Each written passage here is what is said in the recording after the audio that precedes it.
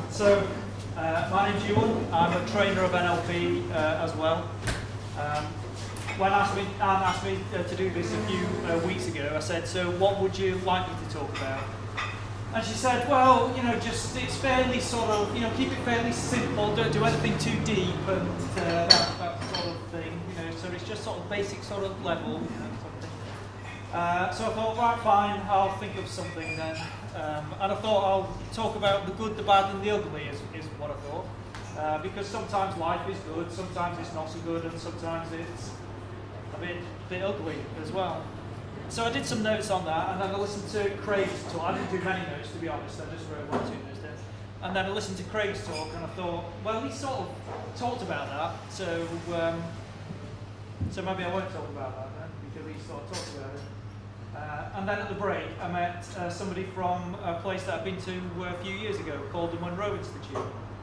They do courses on out-of-body experiences, and I thought, well, I'm not going to talk about that. That's a bit too out there, because that one's a bit quite simple and that sort of thing, so I won't talk about that.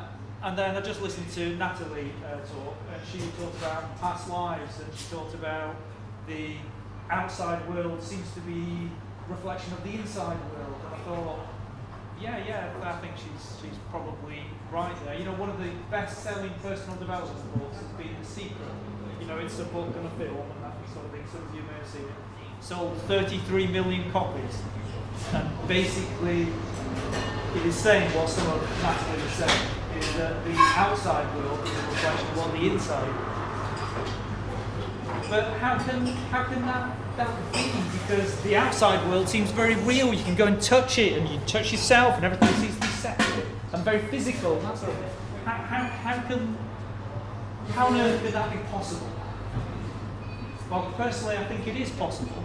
And there's just a couple of little stories that I'll share with you, just to help you get a sense that maybe instead of the physical world being what's fundamental, instead of time and space being fundamental, there's just 2 other things which are fundamental instead.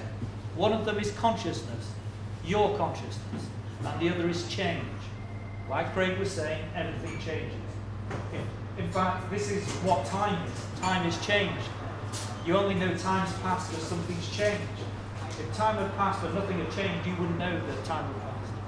So the 2 things which are fundamental to our existence are consciousness, your consciousness, and change.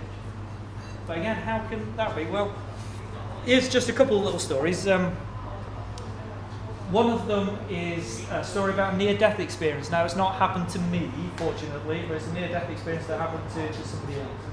Now, some of you may have heard of near-death experience, and may even know somebody who's actually had a near-death experience. Now, there's several stages of death. Strange subject to talk about on a Friday night, but there are several different stages. You can get what's known as clinical death. That's when you've got no respiration, you've got no heartbeat, there's no blood flow. Within a few seconds, all brain activity, or most of it at least, ceases. And within about 4 or 5 minutes or so, the body will start, you'll get brain damage, the body starts breaking down. So that's clinical death. Now we can reverse clinical death. So you can be clinically dead for a few minutes, and the modern science can reverse it, so they can bring you back, as it were. Now following that, if they don't bring you back, you get biological death. There's no way back from, nobody's got back from biological death. So you can come back from clinical death. Now, the stories about near-death experiences have risen since medical science started getting a little bit better. As medical science got better, people were able to be brought back, as they say, because science was able to, the technology was able to actually do it. Now, Raymond Moody wrote a book about this in the 1970s, and he put in there about 50 cases of people who had a near-death experience and what they experienced. And some of them, and this is entered into sort of life these days, people will talk about going to a light and a tunnel, meeting dead relatives, a life review. These are all things that Raymond Moody talked about that happens. Now, the best documented case of somebody who's had a near-death experience is a lady called Pam Reynolds. Now, Pam Reynolds, this was back in the 90s, she had an aneurysm in her brain, so that's an artery in the brain that was swelling out and a weakness in the wall, and swelling out into her brain. Now, if that aneurysm burst, then she would be instantly dead. That's what the doctor said to her. And they said it's too bad that we can't really do any surgery either on you, because it's that bad. The surgery will kill you. In fact, the only thing you can do is this doctor who's doing some standstill surgery. He's pioneering some standstill surgery. Now, what this means is they cool your body down. Obviously, they put you under general anaesthetic. They cool all your body down, then they drain all the blood out of your body, then they'll open the skull up, and then you'll fix the aneurysm, then they'll put all the blood back in again. So you will be dead. In fact, you might sort of die altogether through the surgery, but you're under it. So this lady decided that, on balance, she would have the surgery. So she's on the operating table, she's on the general anaesthetic, she's got her eyes taped closed.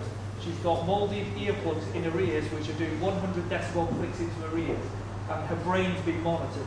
They've got the decibel clicks in her ears, 100 decibel clicks in her ears, so they can monitor brain stem activity.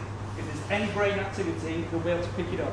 If there's no brain activity, then she is clinically dead. They can do surgery and all that. So this is how she is on the operating table. She's got a body pressure surgery, she's got paddles attached to her chest so that they can restart her heart again afterwards.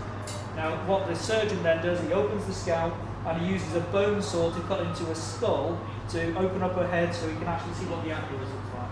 Now, she's under general anaesthetic, she's got her eyes taped closed at this point as well. She starts having a conscious experience at that point. She said she was viewing the surgeon as if she was sitting on the surgeon's shoulder watching what he was actually doing. She gave a very good description of the bone saw, which she hadn't seen before she actually went into surgery in the first place, and she described it to people afterwards.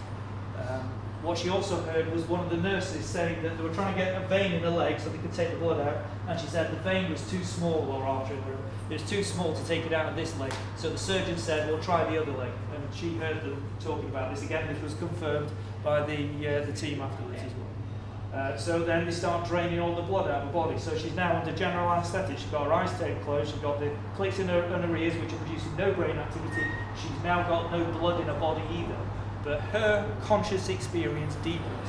She then has a vortex type experience, she described. She then went to a light. The light, she said, was so bright it was like being inside a light bulb. And then she started making out figures.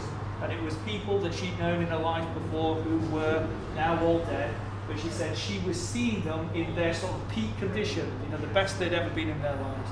And that's how she was seeing them all. And they were saying, well, we'll just look after you here for a little while. If we went any further, we'll be able to get you back again. So they just sort of looked after her for a few minutes and then said, right, it's time for you to go back now. And she was like, well, I quite like it here. I don't really want to go back now. And then she thought, well, I've got 2 boys to bring up. Maybe I will go back, she thought. So her grandmother was supposed to take her back, but her grandmother said she wasn't going to do it for whatever reason. So it was her uncle that took her back. So they went back down sort of this tunnel type thing, and she could see her body then. She got back to the point she could see her body, and she looked at her body, and her uncle was saying, right, you need to get in now. And she was like, oh, I don't want to get in. She said it looked like it was a train wreck, she said. Well, she was technically dead, so she didn't really want to go back in. And her uncle was like, look, it's just like jumping in a swimming pool, be fine, just do it. But she still wouldn't do it. So she said finally she had the experience of her uncle pushing her back inside her body again, effectively. He gave her a shove, and then she actually came round from the surgery as the team of surgeons were just finishing off, and they were playing Hotel California at the same time. You can check out, but you can never leave. Now, that's one of the best documented cases of near-death experience because of the records of how she was when she was having a conscious experience. In the model where the brain creates consciousness, it's impossible for you to have a conscious experience under those conditions. But she had a conscious experience. It's things like that that suggest to me that it's consciousness that's fundamental, not the physical world. The physical world is consciousness. Now, there's one more story which I'll tell you, just echoes a little bit of what Natalie was talking about, which is about reincarnation. Now, reincarnation isn't something that we sort of believe in the West. It's very much part of Indian traditions. But one thing about it is it was actually part of the Christian tradition until about 325 AD when it got taken out of the Christian tradition. The Greek philosophers believed in reincarnation. There's a story in one of Plato's book about reincarnation. But it's not something we tend to believe or think about in the West. Now, there are some psychiatrists, child psychiatrists, who've been studying reincarnation cases of children. Now, initially they started in India because it's accepted there, so there was families, if children talked about it, families would keep records and they would check it up, but not so much in the West. You know, I had somebody on training once who said as soon as he could talk, her 2-year-old started saying to her, "Mummy, when I was a girl," and she would say, "You're not a girl, you've never been a girl." So we don't tend to take kids seriously when they talk about it. But if you do take them seriously, sometimes you can get more information from them. Generally, these two psychiatrists in the States who've been studying this, they've studied some Western cases as well. Now, the best documented case on that was a case of a little boy called James Liner. Now, this has been on TV programs as well. Now, when he was 2 years old, only just become 2 years old, he started having terrible nightmares at night. Very emotional, shouting, screaming, kicking his legs in the air, and that sort of thing. And his mum would always go in and try and reassure him and that sort of thing. And this happened for weeks. And as his mum was doing this, she began to notice that he was saying things like, "Plane on fire, little man can't get out," and that sort of thing. But you know, she just settled it down, went back to sleep. And then one night when she was put into bed a few months later, he started talking about the things he talked about in his dream, but without the emotion. He started talking about this chap he called Little Man, and the plane on fire, and that sort of thing. So his mum asked him a few questions about it, and he said it was him. She said, "Who's in the plane?" Well, he said, "It was me." That's what he said. And she said, "Well, what's your name?" And he said it was James, which she thought was funny because he was called James, but he was saying the other guy was called James as well. And then as her and her husband, over the next few weeks, as they got a little bit more information out of him, he talked about being an American World War II pilot who'd been shot down by the Japanese. And he gave the name of the aircraft carrier that it came from. Now, the aircraft carrier was called Natoma, which his dad didn't believe, and his dad was quite Christian, so he didn't believe in reincarnation in the first place either. So he started doing some research on it. And he thought the name Natoma was more Japanese than American, but he actually found there was an American aircraft carrier, service carrier called Natoma Bay. And as he got more information from his son and he did more research, his dad became convinced. He managed to track down the pilot he thought he was, and he became convinced that the little boy was actually the reincarnation of this pilot. Now, he even took the boy when he was 6 years old to a reunion from the aircraft carrier, and the little boy recognised one of the pilots who was in his 80s or something. He recognised one of the other pilots who was there at the reunion, because the old pilot went up to the boy and his dad and said, "Do you know who I am?" And the boy thought for a minute. He said, "Yeah, you're Bob Greenwald." He said. And the pilot said, "How did you know that?" He said, "I recognised you from your voice." Now, they even tracked down the sister of this pilot that he'd been, and the little boy talked to the sister, and the sister said he gave them information which nobody else in the family could have known, and he knew all this information. The little boy also even described the moment when he chose his mom and dad before he actually had the incarnation known as him.